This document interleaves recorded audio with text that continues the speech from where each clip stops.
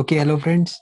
So today we have a so let us today start with some people are still loving enjoying life, isn't it? So yesterday I told you something about heart. The coronary circulation.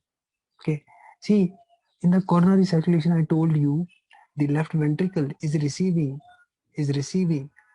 the maximum blood flow in the early diastolic phase. In the early diastolic phase, left ventricle is receiving the maximum amount of blood. But talking about the right ventricle, during the systole or during the ejection phase, you have the maximum amount of blood coming to the myocardium, the right ventricle. So that means in systole, during the course of systole, in the left ventricle, the subendocardial portion. See, if I talk about the heart supply, if I talk about the blood supply of the heart, see the coronary circulation, the heart is receiving its blood supply from epi to endo. It's like, this is your surface and you are putting some, when there is a marriage ceremony, you are putting some bunting like this or happy birthday. And this bunting is going inside. So first it is touching the surface. So blood vessel is same blood vessel, blood supplies to the heart. You have these surface vessels, and then they are going inside. Then they are going inside. So that means from epi to endo. So the blood supply is from epi to endo. I have taught you in the histology. Go and check the lecture of cardiovascular histology. So epi to endo, you have the blood supply. So that means who is receiving the least blood supply? It is the endocardial region. And we said during the systole, left ventricle is receiving the subendocardial portion. The subendocardial portion of the left ventricle is receiving no blood flow. That is why the subendocardial region of the heart is more prone to ischemia. And that is the most common site of myocardial infarction. Please remember the subendocardial region. The subendocardial region. So, see, again, I will tell you this is systole. During systole, heart is pumping. That means his all the vessels will get compressed when you pump.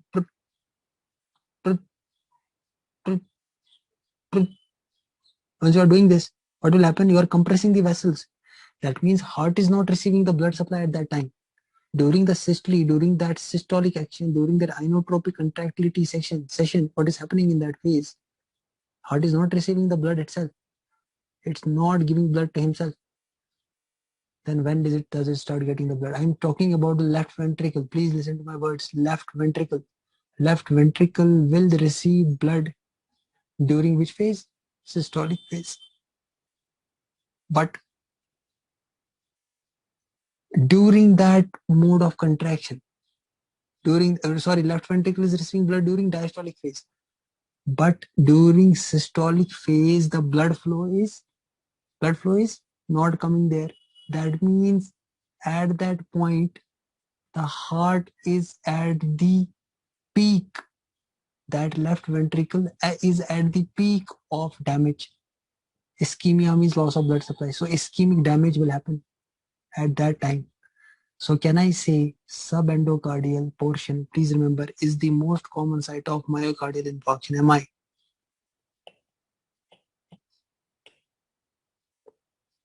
Most common site of MI.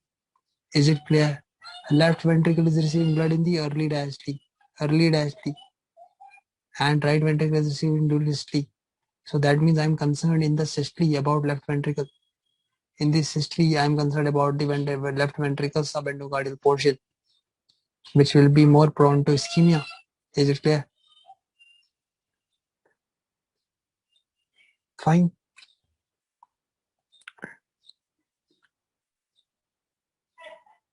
Now, this heart is doing its work. There should be a basal energy, a basal metabolism should be happening, which is also being regulated by the thyroid stimulating hormone. Your thyroid hormone is not stimulating, actually your thyroid T3, T4 hormone. These are, controlling that contraction also in some other way I will be teaching you. So if you have a basal metabolic rate, if you have a basal metabolism, what is basal metabolism means? Basal metabolism of the heart means when you are using the energy for everything except contraction. Is it clear? What is the meaning of basal metabolism? You always get confused with this. See this word, basal metabolism of heart. What is basal metabolism of? I have one complaint with the seniors. The reason is they leave their basic sciences and then they start reading cardiology, and then they get lost when the Harrison is writing basal metabolism of something. Then they are not getting the meaning. They think that it's metabolism, but words have their meaning. He won't explain you in that book. Yeah, but basal metabolism means that something which is except contraction. He knows that you have learned this in the first year, second year. You know it. Okay, that's why I'm telling you the book which you are reading. For example, if I take my beautiful favorite book, that is Harrison, or in medicine, every word has its meaning. That's why it takes me more time to study. It takes everyone to study so much time it takes to study one page. Really, it kills. So basal metabolism is when you are consuming the energy, when the heart myocardium is consuming the energy in his all that cellular processes which are happening other than the contraction. You are not using that energy in the contraction. Means contraction is to be kept an exception. So whatever you are doing in the myocardial cells, except contraction will be basal metabolism. At that moment, in basal metabolism, we are using 25% of ATP. What is being produced in the myocardium, we are using 25% of ATP. But once you start contraction, you are using 75% of myocardium. You are using 75% of the ATP of myocardium. And in which phase of the 75%? Let me make it clear for you guys. So beautiful concept. 75% of 70, why it's not writing? 75% of myocardial energy. 75% of myocardial energy. If I break it into 50-25, 50%, 25%, I have gone into surgery, I think. In surgery, we are more concerned about energies. So 50% of the energy in the muscle contraction of the ventricular myocardium, the more amount of energy is being consumed in isovolumetric contraction. In isovolumetric contraction, I love cardiology. Isovolumetric contraction. Sir, I will be teaching you all this story in the cardiology. Please I need this at this point. So isovolumetric contraction, you are using 50% of that 75% of the myocardial energy. Basal metabolism, you were using 25% when you were not doing any contraction. Means heart is not someday that it will stop. It stops, when you have myocardial arrest or you are going from this world. I'm saying in the brain, you have to think when I'm not contracting, the basal energy, basal requirements of the cell, which are being fulfilled by those energy metabolisms, is using only 25% of myocardium. Whatever you are producing in the total myocardium, you are using only 25% of that ATP. But once you are going for a muscle contraction, in that muscle contraction, you use 75% of the metabolic energy. You use 75% of the energy. And that 75%, which phase is using that? 50% is being used only by the isovolumetric contraction. And only 25 is left for ejection. You only need 25% energy for that ejection phase. Why, sir? Why? What is the reason? Why isovolumetric contraction needs more energy, high energy? Because you have more afterload. I will be teaching you. See, there are two words. One is preload, one is afterload. Okay. Preload means the blood against which I have to contract. This is the blood column in my chamber coming. This is coming in the chamber, really coming in the chamber. See, coming in the chamber, isn't it? Blood is coming in the chamber, isn't it? Blood came in the chamber and you now have to pump it. You now have to pump it. So the blood column, this blood amount of blood against which you have to pump. I'm giving you the concept. I will be teaching you again this in the cardiovascular physiology. Right now I need it. Against this, whatever work you do, this becomes the preload. So you are working against a preload. So whatever venous return will be coming, that will become a preload. True or false?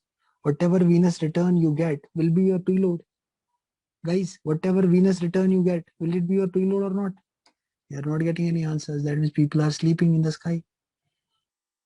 Preload will increase. That means venous return is increasing. And you have ejected the column. And whatever amount of blood is left after that, you are ejecting. That becomes your afterload. Whatever is in the peripheral vasculature, that becomes your afterload. That becomes your afterload. Whatever is the resistance in the vessels, that will give you that afterload. I will be telling you this in detail, just I need this. So preload. So why I am using more energy? Now tell me, in isovolumetric contraction, you haven't learned heart, but here I want to tell you, in isovolumetric contraction, the volume does not change. That means valves are closed. The heart is about to pump. The heart is about to pump. This is the chamber.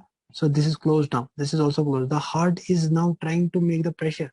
The heart is making the pressure so that it can eject the blood. This phase, when there is no ejection or changes or no venous return is happening in the ventricles, this phase is called isovolumetric contraction. So at that moment, you will be having what? Contraction, but contraction is making to happen the ejection. This contraction is not ejecting, but it is making to happen. You have to divide those phases in small groups. I will be teaching you that, don't worry. So you have to remember, in the isovolumetric contraction, you are not changing any blood volumes. You are not changing any blood volumes, guys. You are not changing any blood volumes. Is it clear? So in excuse me, in preload, you are increasing the venous return, and that will lead to the increase in the preload. Fine. Now why energy is more? Why I need more energy? Because in isovolumetric contraction, I have more amount of afterload. I have cardiac afterload. Okay. But sir, nothing is being done. You said nothing is being done. You said nothing is being done, sir. In the afterload, in the isovolumetric contraction, you said no blood is going out, no blood is coming in inside the heart. Then what work it is doing? That is what it is telling you. It is telling you right now he's consuming that oxygen to create that pressure inside. It is no just ready to burst out. Is it clear, everyone? Everyone, first year people. So I know you haven't understood it clearly, but at least you can understand my words. We'll be reading it again in the first year. I'm sorry, in the cardiovascular physiology, heart physiology. Okay. But what happens in the ejection phase, sir? Everything is open. Heart is doing that external work, and we know that that pressure into volume will give you that, isn't it? So just remember, anything which is defining your external physical work, if you want to calculate how much work your left ventricle is doing in one heartbeat, it is called stroke work. What? Stroke work. What is stroke work? Anyone from second year, third year? What is stroke work? Yes, Sood will tell me. What is stroke work? Yes. What is stroke work, guys? Stroke work, not volume. Stroke work. What is stroke work? It is the external physical work done by left ventricle in one beat, and that is equal to afterload. No. Uh, During first, no, not really. So I will tell you what it is. To be more precise, stroke work is equal to afterload. Afterload is the pressure. Afterload behaves as a pressure, isn't it? It's in the vessels, so you have to push things, isn't it? And stroke volume. Stroke volume. Stroke volume is the volume. So who will tell me what is the stroke work? Who can calculate stroke work for me for the left ventricle? Yeah. This is all what a cardiothoracic surgeon does. It's not easy to become a cardiologist, guys. I have seen those geniuses, those cardiac specialists, cardiac physicians, really genius people. They are doing this thing, their brain is moving once the patient is coming. Okay, I will tell you. So it is, I remember it like this, 9390. 93 is 93 mmHg pressure, 90 ml is the stroke volume in this. So 9390 is stroke work. For what? It's for left ventricle. This is for left ventricle, guys. What is the stroke work for right ventricle? There are two stroke works. So what is the stroke work for right ventricle? Stroke work for right ventricle will again become afterload into SV, but right ventricle afterload will be less. Stroke volume will be same. So afterload will be 15 mmHg into 90 ml. Right ventricle. Okay. So right ventricle. So you have two stroke works. You have two stroke works, guys.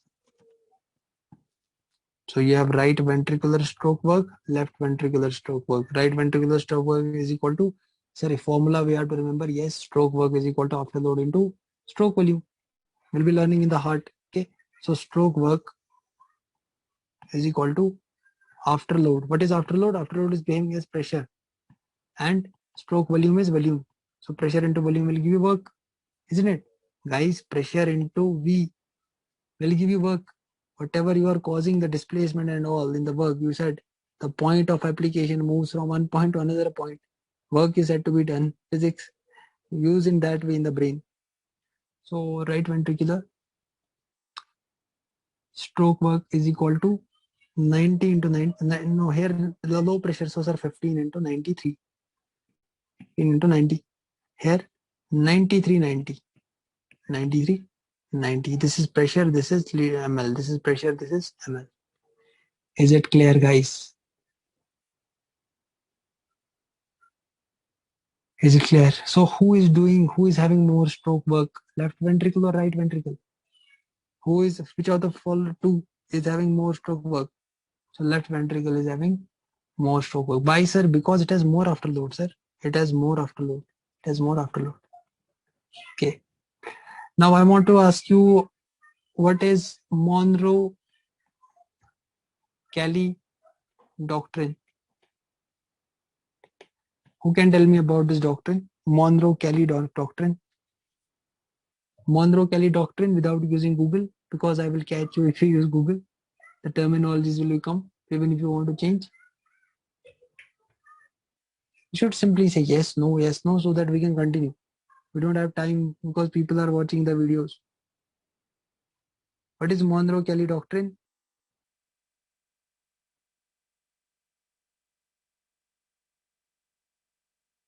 Only 3 people? Where are the rest students? Where are the rest students? Let me bring them in audio. Let me bring them on online. Let me put them on YouTube also. Just a second. So Aksa will tell us. Okay, she's saying yes. So tell. You don't know Monro-Kelly doctrine? Okay, I will tell you. Monro-Kelly doctrine tells us the role of intracranial pressure.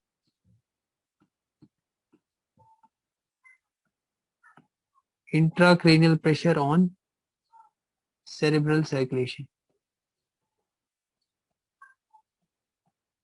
It tells us the role of intracranial pressure on cerebral circulation. First, you should understand basic concepts. How you are able to understand the cerebral blood flow then. How will you treat the patient of hypertension? How will you give the patient that calcium channel blocker? How will you maintain the blood supply during the surgery? So you have to understand. See, the role of intracranial pressure on cerebral circulation means, first you have to remember, I will again speak this word Monro-Kelly. See, Monro, foramen of Monro, we have foramen of Monro in the ventricular system. So remember, at least this doctrine is about the brain. Okay, we have foramen of Monro in your ventricular system, your lateral ventricles. So remember at least that, yes sir, intracranial pressure, it's about, okay, at least remember this much, that Monro is about brain. See, you have a 1.5 kg brain.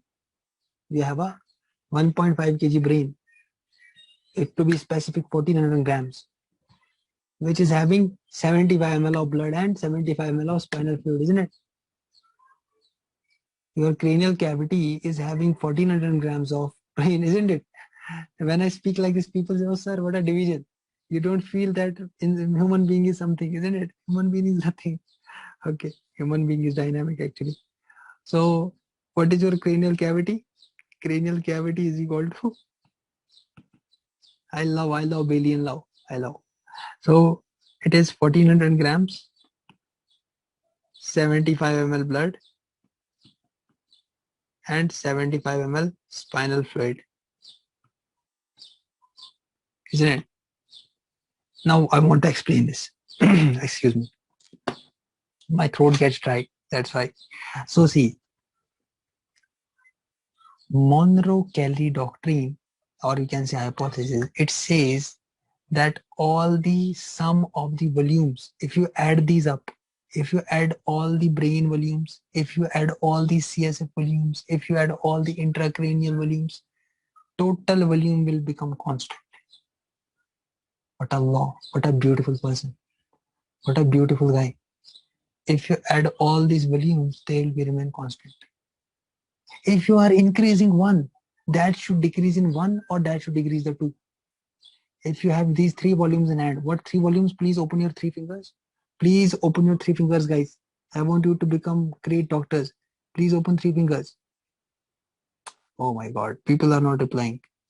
Open your three fingers. Opened. Now close your fist. Close your fist. Make a fist. Make a fist. Make a fist, guys. Okay. Open the index finger. The first, second phalange. Open the second phalange. Opened. Say with me. Say with me. Brain volume. Brain volume. Said. Open the second finger. CSF. CSF. Third finger. Intracranial blood. First finger. Brain volume. Second finger. CSF. Third finger. Intracranial blood. What? Again, we will do an exercise. Three things you have to remember. Brain volume. CSF. Intracranial blood. Brain volume. CSF.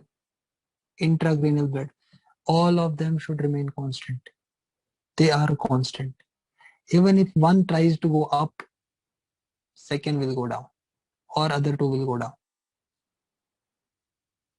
That means there is a beautiful construction, a beautiful architecture, and beautiful engineering done by this Almighty. What a beautiful, he must be beautiful actually. He is saying, whenever you have, what a beautiful concept, really. I can't explain the beauty of this concept. How these neurosurgeons are very much fortunate that they are learning brain. It is saying the cerebral vessels will get compressed when you have a rise in the intracranial pressure. Are we able to understand? If you increase the intracranial pressure, you will have cerebral vessel compression. What a beautiful concept. So, what three things we remember first? We remember brain volume, then CSF, then intracranial blood. These all remain constant. This is this genius law, Monroe-Kelly doctrine. And then that means if one is going to increase, this should decrease, or these two should decrease. If you are increasing the CSF, this should decrease, this should decrease. So total we have to make constant. Are we getting that Bernoulli type of a thing? That's what I have told you in the last topic also. Bernoulli. The law is there. The law is there. Is it clear? So see, that means whenever you have a rise in intracranial pressure, whenever you have a rise in intracranial pressure, you will be having compression of the cerebral vessels. Cerebral vessels. I will take this inverse. That means if I change anything with the cerebral vessels, that should change the intracranial pressure. True or false? Vice versa. Can I use the concept of vice versa? Vice versa. Vice versa. Versa. Beautiful concept. Okay. By the way, how do we measure the cerebral blood flow? Yes, third year people, fast. How do we measure the cerebral blood flow? Catty method. What method? Catty method. Catty method. Catty method will measure the cerebral blood flow. So in adults, if you want to measure the cerebral blood flow, what you use? Catty method. Okay. By the way, okay, where are the other students? Okay, can someone of tell me how much is the blood flow to your gray matter? Yes, very typical question. It is for those people who are loving medicine, who love neurology. Yeah. What is the blood flow to the gray matter? So Iqbal, what is the blood flow to the gray matter? If you have read the books, you could answer this. If you watch videos of something else, then yeah, definitely you won't answer it. The gray matter blood supply is 69 ml per 100 gram per minute. What is the blood flow for gray matter, guys? What is the blood flow for gray matter? Gray matter, the blood flow is 69 ml per 100 gram of that tissue per minute. Then I should say white matter also. White matter will be having less. White matter has less blood supply. How much? 28 ml per 100 gram per minute. Neurology is interesting. Beautiful. White matter 28 ml 100 grams per minute. Gray matter 69 ml 100 grams per minute. Now sitting in front of you, I am sitting in front of you guys. I am sitting in front of you. Okay. I am sitting in front of you. I am sitting or not? Yes, I am sitting, but I am not talking. I am not talking. I am like this, but I am awake. I am sitting like this, at the back like this. Okay. I want to tell you the beauty of meditation, guys. This is the beauty of meditation.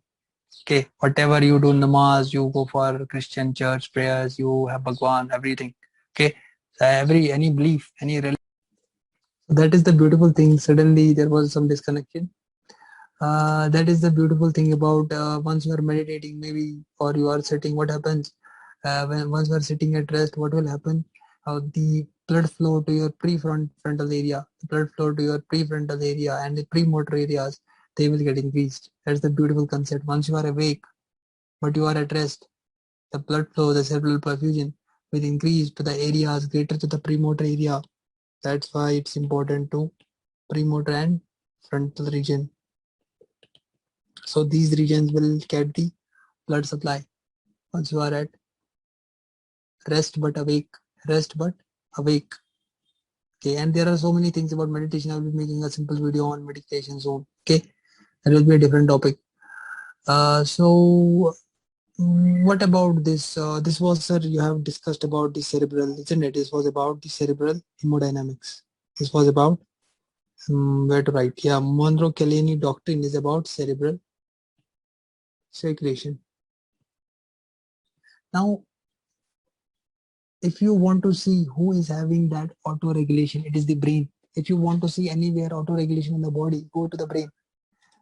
Brain has a system of auto regulation. Let me talk about auto regulation. Brain has a system of auto regulation. Auto regulation means whatever you do, the blood flow, the cerebral blood flow will remain constant if the pressure changes are between 65 to 140 mmHg. 65 to 140 mmHg. If your mean MAPs are between this, the cerebral blood flow is constant. The cerebral blood flow is constant. Is it clear? So 65 to 140 mmHg, your cerebral blood flow will be constant. Okay. Did you know that in the heart we were having some metabolic activity which was predominating the vessels, the coronary circulation, which was predominating the vessels, coronary blood vessels. Same goes for brain. Same goes for brain. Now the question will be asked, who is controlling, which metabolite is controlling the cerebral blood flow? It is carbon dioxide. The cerebral blood flow is being maintained, controlled. I should write control by this. Now what is the CO2 doing? CO2 is basically a vasodilator. CO2 is a vasodilator. Now, what is the range of the pressure that you can live? No, which you can live with carbon dioxide. It's around 20 to 80 mmHg. It is around 20 to 80 mmHg of carbon dioxide that you can normally tolerate. Okay. So if I decrease the PaCO2, I have taught you this. If I decrease the PaCO2 by 50%, if I decrease the PaCO2 by 50%, that is, if I bring it from 40 to 20, I bring it from 40 to 20 mmHg, blood flow will get halved. Beautiful concept. How are you able to understand? If you decrease the partial pressure of carbon dioxide in the brain from 40 to 20, you will have a half. Your blood flow will half. The blood flow will get halved. What a beautiful God. Yeah, definitely is a beautiful. Who is controlling this? It's the auto regulation. Okay. So, but if you raise the PaCO2, if you raise the PaCO2 of the brain by from this 40 to 80, if you raise the PaCO2 of the brain from 40 to 80, your cerebral blood flow will double, twice blood flow. It will become twice blood flow. That means it is showing me a linear relationship. Are we clear? There is a linear relationship, somewhat a linear, isn't it? Whatever you are doing from one side, you are having from the opposite side. So they will ask you what other factors can vasodilate. There is also proton, there is also adenosine, that is also. Now let me tell you some important thing. Do we know yesterday we wrote some effects of sympathetics on the hemodynamics and hemodynamics of coronary circulation and parasympathetic stimulation of coronary circulation. Same way I will be using that concept here to make life easy. So what is the effect of sympathetics? Let me take a parasympathetic first with a green color because we remember the color coding. Parasympathetics effect on the cerebral blood flow, cerebral hemodynamics, and sympathetic. So effect of parasympathetic on cerebral blood flow or cerebral hemodynamics, and sympathetic effects on the, we're talking about cerebral. Please remember, we are talking about cerebral hemodynamics, cerebral circulation.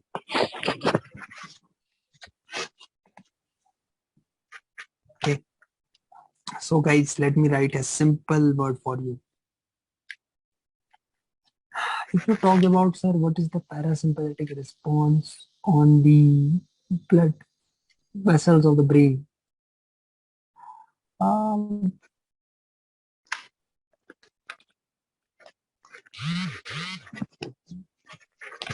will tell you like this. If you do more pressure, if you increase the pressure or you are doing a more sympathetic stimulation, you will have,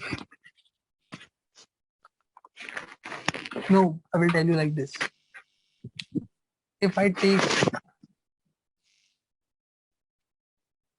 let me tell you like this. If I make a graph for you, if I make a graph for you and I put some pressures, I put here 70 and I put here 100. Okay.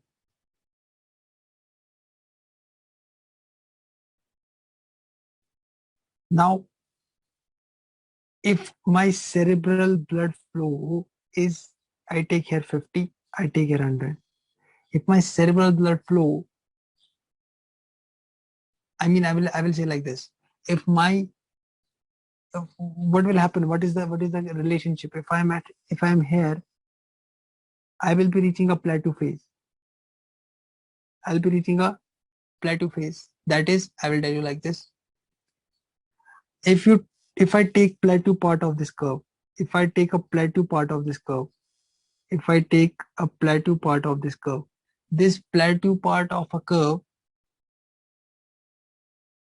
if it moves more towards the right, if this curve moves more towards the right, it means you are doing more sympathetic stimulation. Is it clear? If this curve is moving more towards the right, that means you are doing sympathetic stimulation. Sympathetic stimulation. So that means pressure will increase. So arterial pressure will start getting increased, but remember there will not be any increase in flow. You know that concept. There will not be that increase in the flow. So pressures will increase. Pressures can increase, but there will not be increase in the flow. Okay, sir, that means vasodilator should reduce the length of plateau. This is the plateau. So they should reduce the length of the plateau.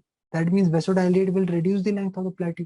Which vasodilator? Rested I told you, hydralazine, ACE inhibitors. So vasodilators, if you give vasodilators or you give hydralazine or you give ACEX. What is ACEX? ACE inhibitors, angiotensin converting enzyme inhibitor. They will reduce the length of this plateau. Is it clear, everyone? Is it clear?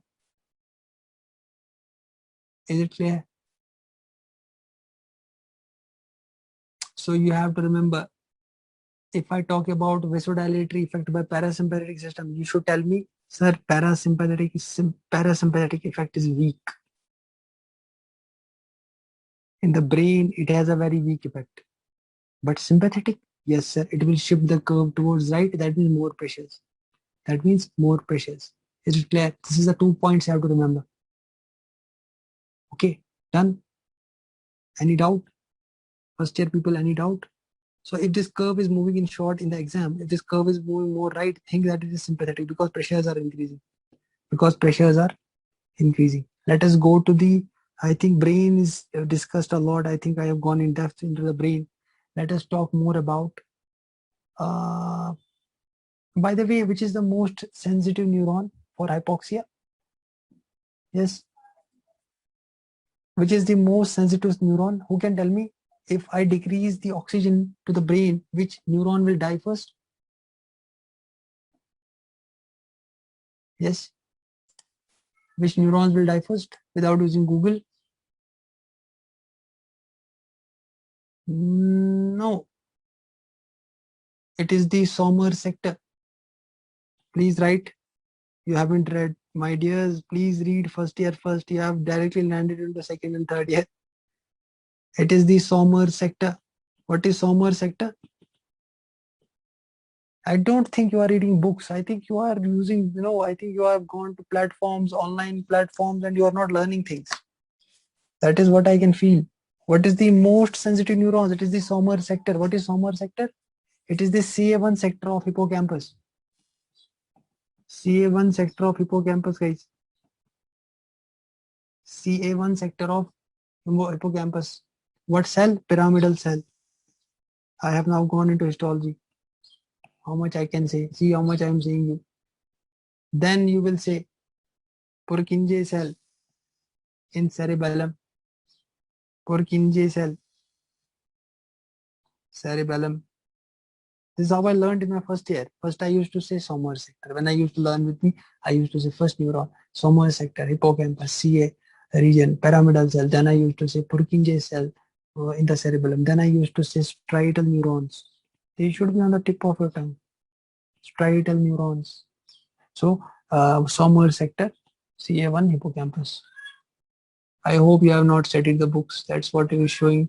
You are seeing the same layman language is what a patient will say. It's wrong, my dears. Please refer the books. This MBBS study is all about books. It's not about coaching center. It's never about coaching center. It's about books. Learn first. Listen to my lectures. Go home. Open books. You listen to lectures of everywhere. It's not a problem. You can go to any coaching or something. But definitely, if you don't read books, you will get deviated. That is what I mean. You are not understanding the script. You are not understanding the language of the books. How can you understand clinical things? You will get problem. Right now it's good for you. You are using factual things. But once we give you some clinical things, you are not able to understand. Factual things you can learn, but medicine is all about concepts. Medicine is all about, surgery is all about common sense. And that common sense develops from your knowledge. Okay, let it be like that. So by the way, who will not die first in the brain? I have told you this, so you should tell me who will not die first in brain. We are not testing you. We are just discussing things. There is no one here to test. Yeah, it is the brainstem. Brainstem. Okay, even this spinal cord. Okay, okay. I write three things: gray matter,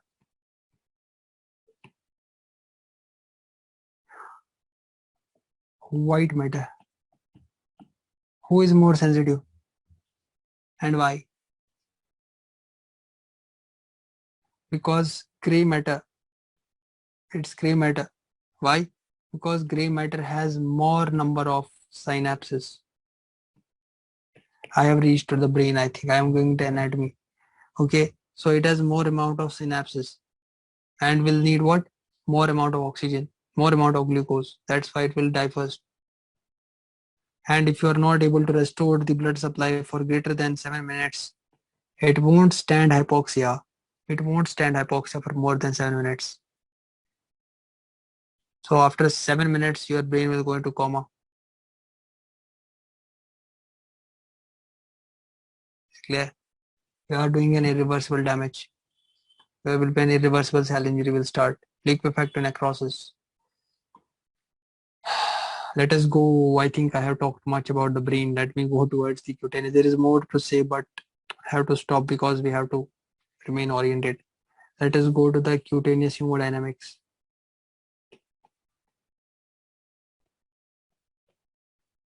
In cutaneous hemodynamics, your skin is not doing so much of work. It's just doing so no that the metabolism not is not so much high. But yeah, you have cutaneous sympathetic nerves. You have more amount of cutaneous sympathetic nerves. I hope you know this. Okay. And remember, sir, is there any parasympathetic system, any vasodilatory system? No system present like that in the cutaneous system. No parasympathetic thought of a system present there. Okay. Who is controlling the blood flow to the skin? It is the neurons. Your nervous system will be controlling this. Okay. For example, your temperature regulation of temperature. Okay. Because you have alpha 1 receptors, isn't it? Alpha 1 receptors, and you also have sympathetic mediated cholinergic, isn't it? I had taught you last time. Sympathetic vasodilator system. That is why you get confused when you are learning also pathology. You say, sir, how this happens? Because you have not read physiology in detail. Okay. You have to have basic science first, then you can understand a disease. You can't understand a disease. Even if I tell you dermatology, anything, you have to understand the basic structure of skin. If you don't know histology, how you can understand the disease? Okay. So, who is responsible for cutaneous vasodilation? Can we understand the language, first year people? How can we understand? Do we have a cutaneous vasodilation? It is because of this sympathetic vasodilatory system. Okay, so remember you have more of a nervous control and it's all being done by the sympathetic neural control. Okay, cutaneous done. Let me go to which part? Let me go to what to speak. What to speak, guys? What is remaining there? Which system is remaining there? Anyone? Skeletal muscle, yeah.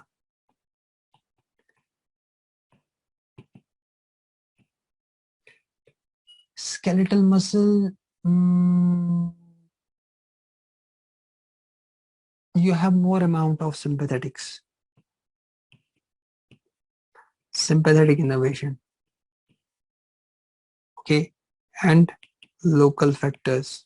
which are regulating the blood flow to this area. But if they ask you who is the main culprit, who is the main guy who is doing the blood flow regulation, it is the sympathetic. So if you take this, main is, but once you are going for exercise, see this is for rest, but once you are going for exercise, you will have production of more metabolites, you will have active hyperemia, you will have reactive hyperemia, and your demand of oxygen will increase. So more you work you do, more oxygen you need, more vasodilation should happen. Is it clear? So exercise, you remember this local factor. Exercise local factor. So it is also having auto regulation. But if you want to see the best auto regulation, it is the brain. It is the brain. Okay. See, there are three concepts I want to make you clear today only. There are three concepts. One is active hyperemia. Then is reactive hyperemia. This concept should be learned first. And auto regulation. You people are, you know what? You people are online guys. Okay. You don't study book. I feel like that. So active hyperemia, reactive hyperemia, and auto regulation. What is active hyperemia? When your blood flow is directly proportional to metabolic activity. When your blood flow is directly proportional to metabolic activity. For example, taking the same example, skeletal muscle. Once you are doing more amount of exercise, you will be producing, needing more oxygen. So you will tell the body to give me more oxygen. That is, blood flow to the muscle will increase. That means it will meet your metabolic demands. It will be sufficing your metabolic demands. Easy. So conceptual it is. Just you don't open the book. The concepts are so easy, but you are not opening the book. Reactive hyperemia. Reactive hyperemia means I had a tissue. This tissue was supplied by an artery. What happened? This got occluded. This got occluded. What happens? Now more blood will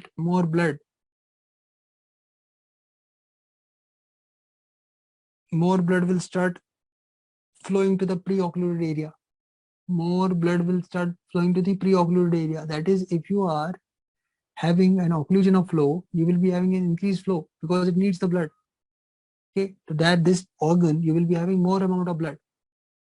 If you increase this period of occlusion,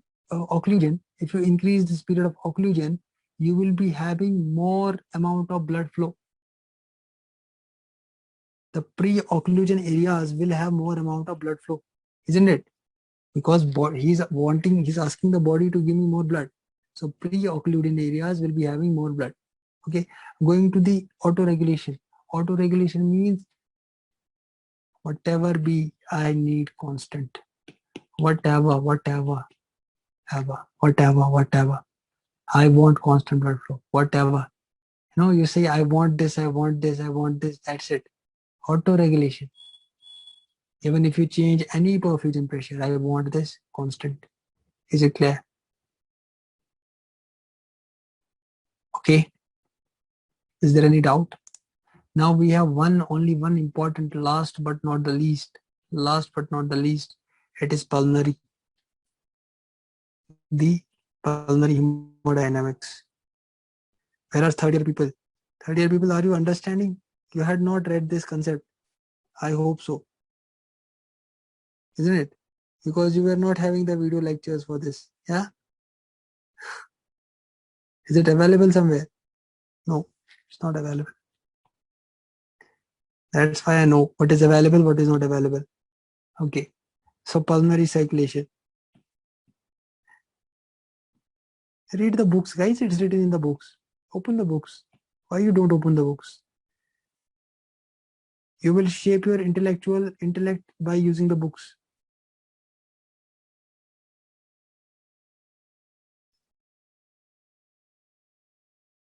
Yeah, there is a mechanism behind it, but for first year people, just remember it is increased blood flow to the area because of occlusion. Once you have occlusion, you will have more blood flow. If I go into, then I have to teach them hemodynamic pathology, thrombus and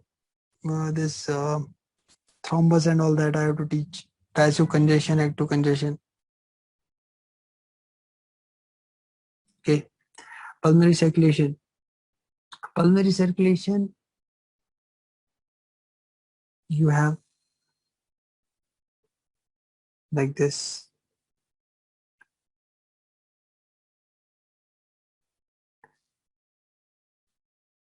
I'll be teaching you this again. The lung part we have to learn respiratory. Okay. Yeah, you may have read that, but we have read that in, I think it's in the respiratory physiology. Okay. Take what I am telling you. Okay. Don't get deviated. Take what I am giving you. So pulmonary circulation. Just this was not a part of this. This was a concept here. Okay.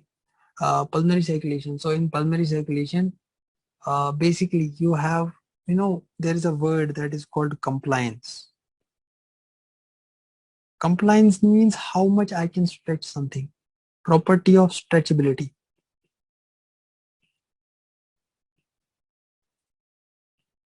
How much is a thing stretchable? That means if something is stretching more and recalling fastly back, it means it is high compliance system. So the blood vessel in this is very much compliant. The blood vessels in the pulmonary circulation are more compliant, but pressure is low. Resistance is low because it wants welcome the more blood to get oxygenated. So low pressure, low resistance, but high compliance. Low pressure, low resistance, but high compliance. Low pressure, low resistance, high compliance. Okay. Okay. Now this student will tell me pulmonary artery pressure is equal to, first, what is the pulmonary artery pressure is equal to? Pulmonary artery pressure, first, say, tell me. Google will take at least 0.45 seconds. Yeah. Pulmonary artery pressure will be equal to 25 mmHg in systole, 25 by 10, 10 in diastole. In systole, 25 mmHg. In diastole, 10 mmHg. What will be the mean? What will the mean arterial pressure? 15 mmHg. So mean pressure here will be 15 mmHg. Okay. What is the perfusion pressure? Perfusion pressure is 7 mmHg. Perfusion pressure in the pulmonary circulation is 7 mmHg. Okay. How we calculate that? Mean pressure minus left atrial pressure. How? Mean pressure minus left atrial pressure. Okay. What is mean pressure? 15. What is left atrial pressure? Left atrial pressure, we take, no, left atrial pressure we take 8. Okay. Okay. Okay. This was about pulmonary. Can you tell me the perfusion pressure of your systemic circulation? It is 90 mmHg, guys. 90 mmHg is for perfusion pressure of your systemic vasculature. If you don't know pressures, you can't become a cardiologist. So perfusion pressure to your systemic vessels 90 mmHg. Perfusion pressure to your lungs 7 mmHg. Okay. So remember, cardiac output is 5 liter per minute. Same for both systems, but perfusion pressure in pulmonary system is lower than the systemic. That means, can we understand if this was only how much, sir? It was only 7 mmHg. This is 90 mmHg. So who is having highest resistance? Of the two, this was pulmonary system and this is systemic perfusion pressure. Who is having high resistance? It is systemic who is more resistant. That means pulmonary vascular resistance is less. Pulmonary vascular resistance is less. Is it clear? Pulmonary vascular resistance is less. Okay. So I will be discussing more about this in the future lectures. We have finished at least 95% of what you need in your hemodynamics to understand the physiology, heart physiology. Okay. So I hope you have enjoyed this topic. It was an interesting topic. Actually, every topic of medicine is interesting. So see you all tomorrow. Keep enjoying, keep reading books, read good standard international author books. You will definitely do it and you can understand it much better once you have a reading of the book. But yeah, I have made everything clear. I have given you everything what you need for your MBBS. Now just you have to read, and whatever note I have given you, please revise the notes again and again, my notes. Don't try to add those things that will burden my note. Okay, just add 1 or 3 points, whatever you want, but not more than that, because we have given you every important content. Hope you have enjoyed. See you all. Take care. Bye bye.